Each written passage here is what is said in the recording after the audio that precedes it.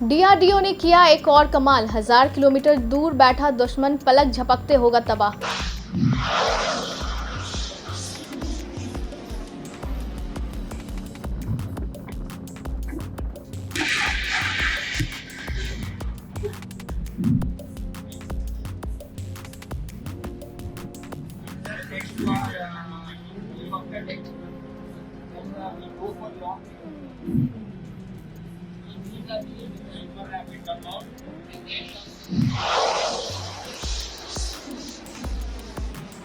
नमस्कार, मैं हूं श्रुति और आप देख रहे हैं इम्पैक्ट लाइव।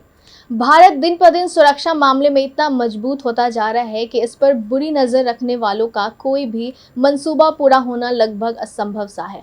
एक तरफ इसरो जहां अंतरिक्ष के क्षेत्र में नए आयाम स्थापित कर रहा है, तो दूसरी ओर अब डीआरडीओ ने ऐसा कीर्तिमान स्थापित किया है कि अब विरोधी भी पानी मांगते नजर आएंगे। दरअसल डीआरडीओ यानी कि रक्षा अनुसंधान एवं विकास संगठन को एक बड़ी कामयाबी हाथ लगी है। इसने पहली बार मोबाइल आर्टिकुलेटेड लॉन्चर से long range land attack cruise missile का सफल उड़ान परीक्षण किया है। यह परीक्षण ओडिशा की चांदीपुर परीक्षण केंद्र से किया गया, जिसके बाद चीन और पाकिस्तान की नींद उड़नी तय मानी जा रही है। क्रूज मिसाइल प्रशिक्षण के दौरान सभी उपप्रणालियों में उम्मीद के अनुसार प्रदर्शन किया और मिसाइल अपने टारगेट को पाने में कामयाब रही। बता दें कि LRLACM को लंबी दूरी में स्थित जमीन पर आधारित लक्ष्य को भेदने हेतु सटीक स्ट्राइक क्षमता के लिए डिजाइन किया गया है। यह परीक्षण स्वदेशी मिसाइल प्रणालियों के विकास में एक मील का पत्थर है। कहा जा रहा है कि इस मिसाइल के प्रशिक्षण के चीन और पाकिस्तान की बेचैनी बढ़नी तय है, क्योंकि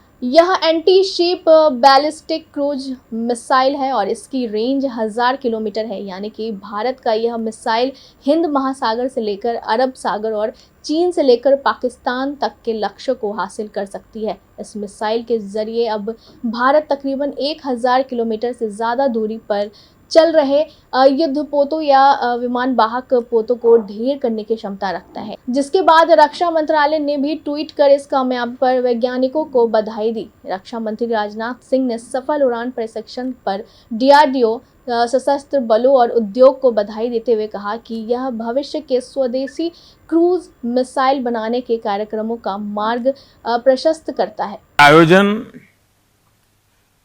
एरोनॉटिकल डेवलपमेंट एस्टेब्लिशमेंट में हो रहा है, जहां हम सभी के श्रद्धेय doctor APJ Abdul Kalam DRDO से जुड़े थे। साथियों, ये दशक न्यू इंडिया के रूप में तो महत्वपूर्ण है ही है, क्योंकि जब 2020 है तो कोई एक साल नहीं नया आया, एक पूरा नया दशक हमारे सामने आया है। और आने वाले वर्षों में भारत की ताकत क्या होगी, विश्व में हमारा स्थान कहां होगा, ये डेकेड ये भी तय करने वाला है। ये वो दशक है जो पूरी तरह से युवा सपनों का है, हमारे युवा इनोवेटर्स का है। विशेष तौर पर वो इनोवेटर्स जो 21वीं सदी में या तो पैदा हुए हैं या फिर 21वीं सदी में युवा हुए हैं।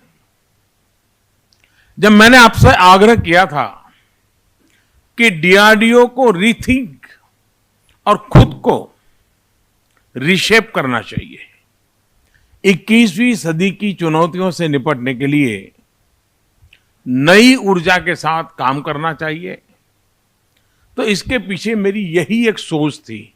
इसका मतलब ये नहीं कि जो 36 का हो गया वो बेकार हो गया।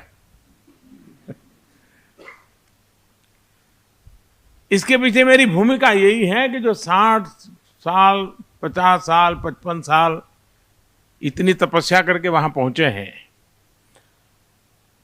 अगर उनके कंधे पर वो 35 से कम आयु वाले को बिठा देते हैं तो दुनिया को एक नए भारत के दर्शन होते हैं।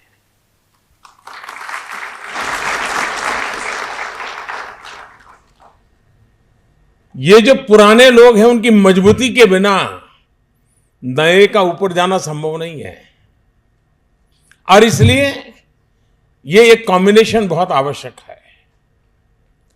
और इस विचार के पीछे मेरा अपना भी एक अनुभव है। मैं राजनीतिक जीवन में बहुत देर से आया हूं और शुरू में मैं मेरी पार्टी के ऑर्गेनाइजेशन का काम देखता था, इलेक्शन को मोमेंटम देने के काम हो, इन चीजों को करता था।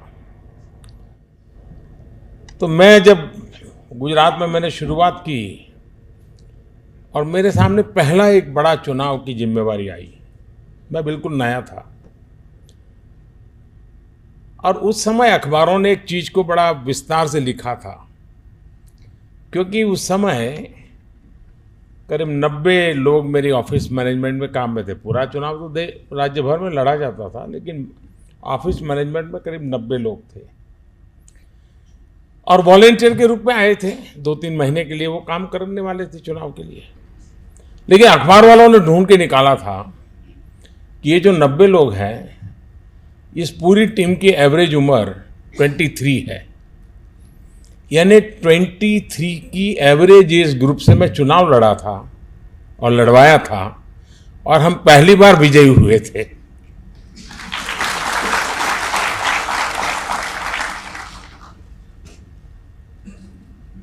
युवा में रिस्क टेकिंग कैपेसिटी बहुत होती है।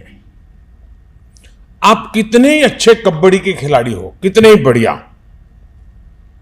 लेकिन और जीवन में 20 साल तक मानो कबड्डी खेले हैं, नेशनल इंटरनेशनल खेले हैं, लेकिन 60-70 साल की आयु के बाद कहीं कबड्डी का खेल चल रहा है और आप वहां सिर्फ देखने के लिए गए, क्योंकि जिंदगी पूरी कबड्डी खेले हैं, और कोई 18-20 साल का नौजवान जिस तेजी से मूवमेंट करता है, उठता है, पटकता है, तो आप बाहर बैठे बैठे मन में अरे अरे गिर जाएगा, अरे अरे कहीं चोट ना लग जाए। आप खुद भी तो कभी ये करके आए हैं, लेकिन अब वो देख नहीं पाते, मन करता है अरे यार कहीं गिर ना जाए। ये साइकोलॉजी काम करती होगी।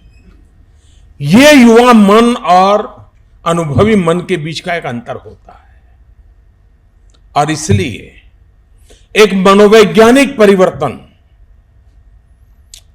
विश्व की चुनौतियों को स्वीकार करने के लिए डीआरडीओ में इन दोनों का कॉम्बिनेशन कैसे हो।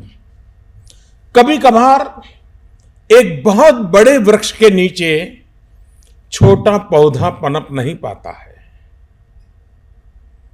दोष बड़े वृक्ष का नहीं है।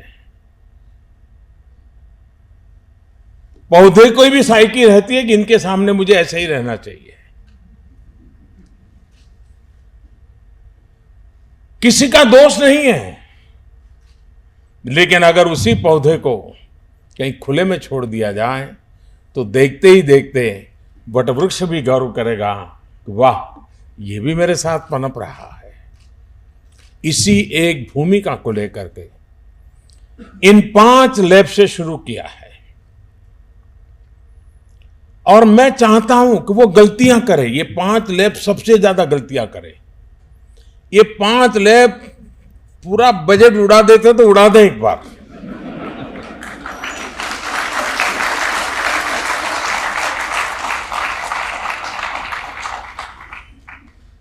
एक साइंटिस्ट पूरी अपनी जिंदगी तबाह कर देता है जी, तब देश को कुछ मिलता है। तो फिर खजाना क्या चीज होती है? आप तो अपनी जिंदगी लगा रहे हो, तो सरकार को खजाना लगाने में क्या जाता है। देखें तो आए दिन सीमा पर भारत का चीन से विवाद की खबरें आती रहती हैं। वहीं पाकिस्तान के साथ तो सीमा पर अक्सर ही तनावपूर्ण स्थिति देखने को मिलती है।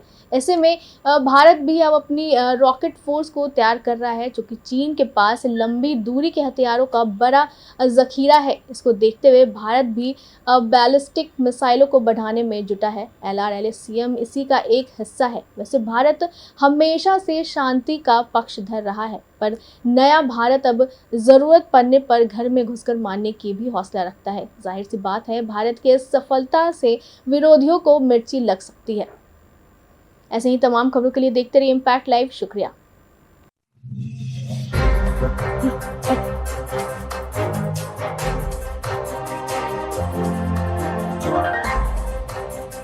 Bye.